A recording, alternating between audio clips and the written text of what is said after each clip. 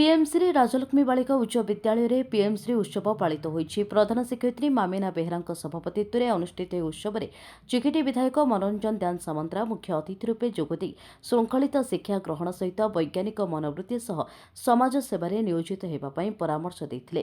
ସମ୍ମାନିତ ଅତିଥି ଭାବେ ବିଡିଓ ବିବେକାନନ୍ଦ ମିଶ୍ର, ତହସିଲଦାର ବିଶ୍ୱରଞ୍ଜନ କହଁର, ବିଇଓ ପନ୍ନାଗଭୂଷଣ ମାଝୀ, ସିଡିପିଓ ଭି ମଣିମାଳା, ପ୍ରଫେସର ସଞ୍ଜୟ କୁମାର ପଣ୍ଡା, ଶିକ୍ଷକ ଟ୍ରେନିଂ ସ୍କୁଲର ଅଧ୍ୟକ୍ଷ ନିବେଦିତା ପାଢ଼ୀ, ପ୍ରଧାନ ଶିକ୍ଷକ ବାସୁଦେବ ମହାନ୍ତି, ପୂର୍ବତନ ଏବିଓ ନିଗମାନନ୍ଦ ପଣ୍ଡା, ପରିଚାଳନା କମିଟି ସଭାପତି ସୁଷମା ଗୌଡ଼ ଓ ସିଆର୍ସିସି ଧର୍ମରାଜ ବେହେରା ପ୍ରମୁଖ ମଞ୍ଚାସୀନ ଥିଲେ।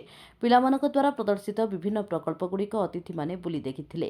ଆୟୋଜିତ ସାଧାରଣ ସଭାରେ ଅତିଥିମାନଙ୍କ ଦ୍ୱାରା ଛାତ୍ରଛାତ୍ରୀମାନଙ୍କୁ ପୁରସ୍କାର ବଣ୍ଟନ କରାଯାଇଥିଲା। ଏହି ଉତ୍ସବରେ ବିଦ୍ୟାଳୟର ସମସ୍ତ ଅଭିଭାବକ, ଶିକ୍ଷକ, ଶିକ୍ଷୟିତ୍ରୀ ଓ ଛାତ୍ରଛାତ୍ରୀ ଉପସ୍ଥିତ ଥିଲେ।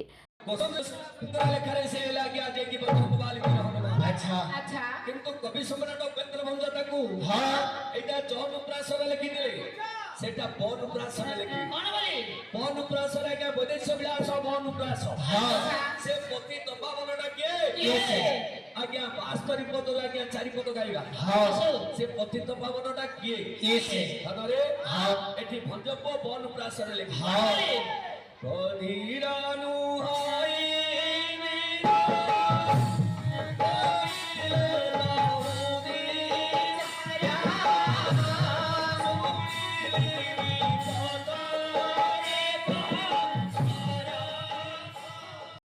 ଚିକିଟିରୁ ନିଗମାନନ୍ଦ ପଣ୍ଡାଙ୍କ ରିପୋର୍ଟ।